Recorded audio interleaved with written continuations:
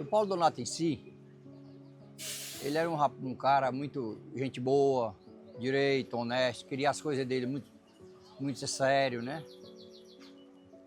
Tinha uns momentos de raiva dele, que ele era muito enraivado, mas era um cara servidor, muito bom. E era uma coisa que eu admirava muito por ele, que quem chegasse na casa dele, pedisse qualquer coisa a ele, termo de alimento, ele nunca botava nenhum obstáculo, sempre servia.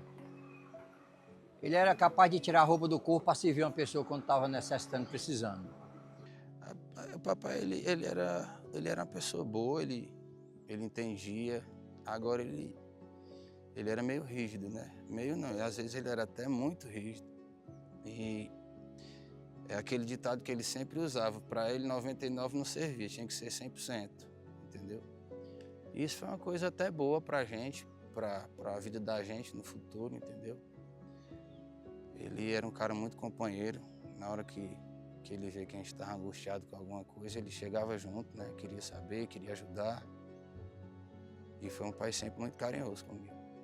Paulo Donato, para mim, não mais foi menos que um pai, para mim, um professor, né?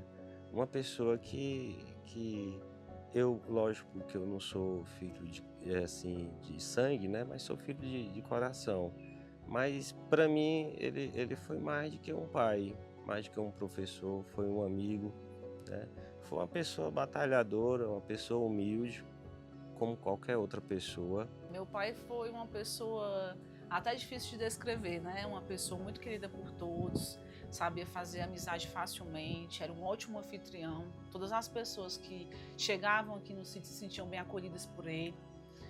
Era uma pessoa que tinha muito amor à natureza, aos animais, inclusive já criou vários bichos exóticos aqui, animais exóticos, como arara, coruja. Aqui era área de preservação ambiental, né? Era área de preservação ambiental e, portanto, ele soltava esses animais aqui. E aumentou ainda mais a paixão dele pela natureza. Mas desde pequeno ele sempre gostou. Começou criando alguns passarinhos, canários, e esse amor pela agricultura veio desde cedo. Né? Inclusive ele tinha amigos, né? do próprio IBAMA, né? Instituto Chico Mendes, e diversos campos, diversas áreas, né? Que tinha ele como uma pessoa defensora, né? Um ativista, um grande ativista da nossa sociedade, né? Então, diante disso, eles na época resolveram fazer uma parceria como uma área de soltura, por conta que lá era um local preservado, que ele era um dos maiores representantes da preservação ecológica, de tudo, né? Que ele era um grande defensor, onde tinha uma onça que alguém matava, um caçador, ele, se soubesse, mandava o IBAMA lá, para atuar lá o camarada e o cara não fazer mais isso, e outros animais também, né? Então, diante disso, ele foi um grande colaborador, um espelho para nós aqui da Meruoca, porque foi um homem que mais preservou, né? Tanto é que na época, em vida, né? Mas ele preservava mais de 500 hectares, quase 600 hectares de mata virgem. Toda a vida ele foi assim. Toda a vida o Paulo criou, né? Gostava muito de pássaros, animais, essas coisas. E no período que o Cid Gomes era o governo, então ele criou aquele projeto que o sítio dele, uma APA, né? Para poder, o IBAMA pegava tudo quanto era de pássaro aqui e levava e soltava lá no sítio dele. E às vezes ele até me falava que tinha um prejuízo danado com isso, porque ele tinha que manter com a ração e ele não tinha ajuda, né, do governo, essas coisas, para manter os pássaros. Mas ele achava bonito e por isso ele aceitou e criava. Era muito, todo tipo de pássaro tinha lá. Tucano, ema, essas coisas o Paulo toda a vida gostou. Isso aí é desde a infância dele. E cavalo foi desde o tempo do pai dele, né? O pai dele toda a vida gostou, que morava na fazenda Areal. E toda a vida eles criaram e ele cresceu movimentando, e vendo a maneira que o pai dele vivia, e ele trouxe para ele, né?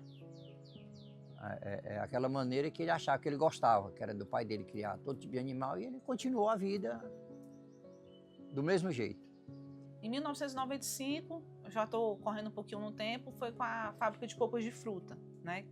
Que começou em 1995 e era numa casinha aqui embaixo. Aqui é a casa grande e tinha a casinha menor ali que ele começou com din-din, não era, Valdir? Foi, era. Vendendo din-din, tendo os trabalhadores. Aqui no sítio, naquele período, tinha muito trabalhador, mas antes disso ele já foi verdureiro, plantava verdura, né? De 15 para 16 anos ele começou com verdura, né?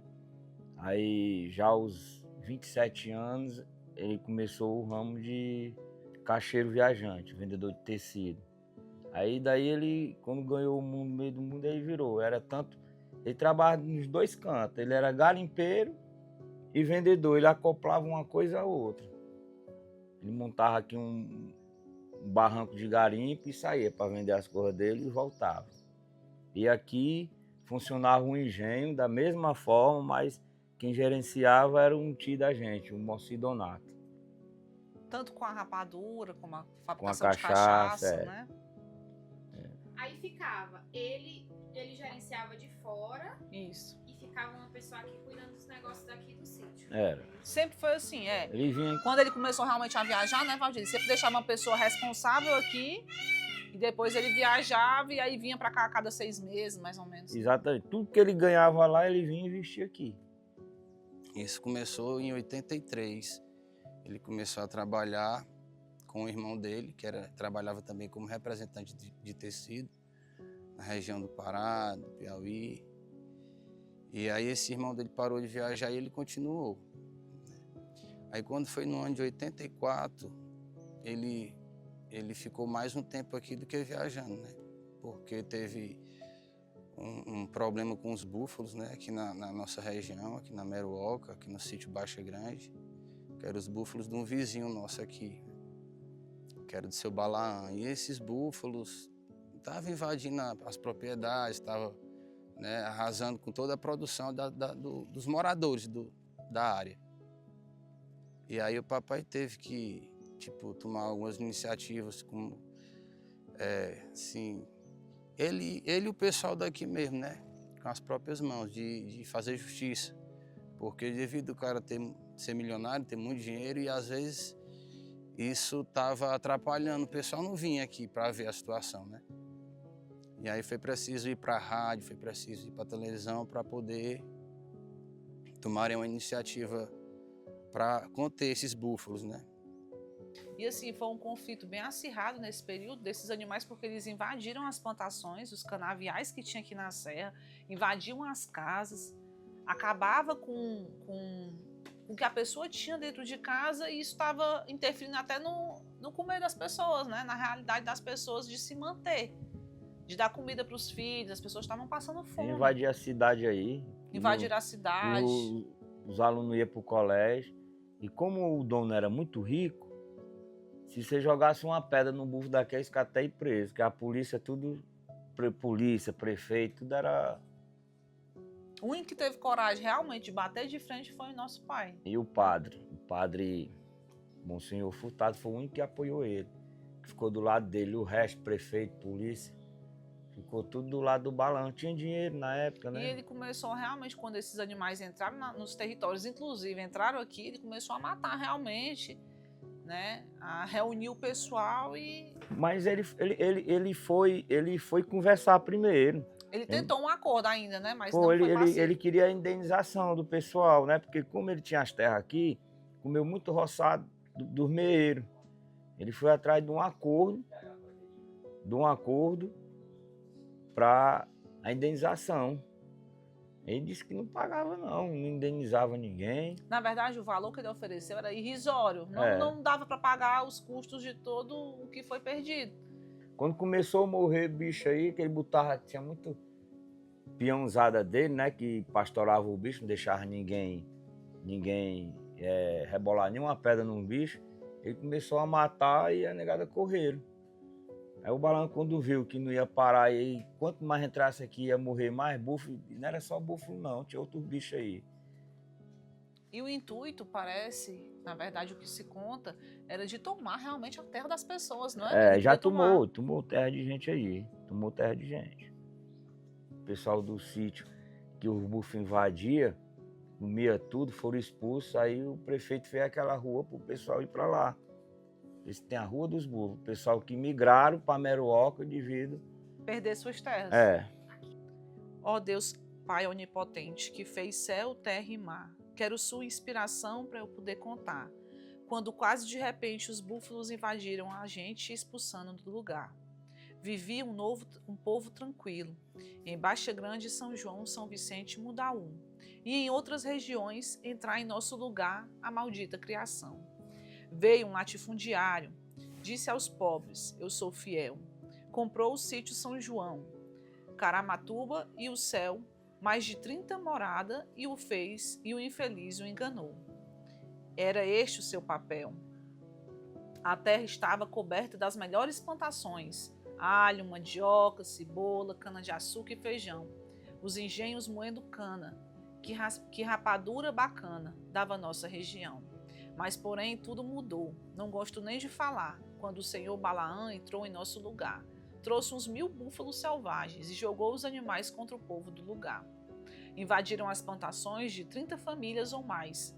Cercou as casas do pobre, deixou dentro dos currais e não pagou um tostão. No lugar das plantações tinha os terríveis animais. Eu sempre animava o povo. Cobre a destruição, que os búfalos estão fazendo, porque vocês têm razão. Eles diziam, não convém, muito dinheiro eles têm, e ganhar qualquer questão. Entrar contra gente rico, a coisa vai ficar feia. O homem é milionário e nós termina na peleja. Ele manda nos surrar e depois vamos parar entre as grandes na cadeia. Os búfalos acabando tudo, que triste situação. Os armazéns de Sobral caíram de produção. Aqui era o seu celeiro, o pobre apurava dinheiro com as suas plantações. Os pobres, desanimados com esta situação, olhavam para seu plantio, só via os búfalos e o chão, e os monstros matadores expulsando os moradores aqui do sítio São João.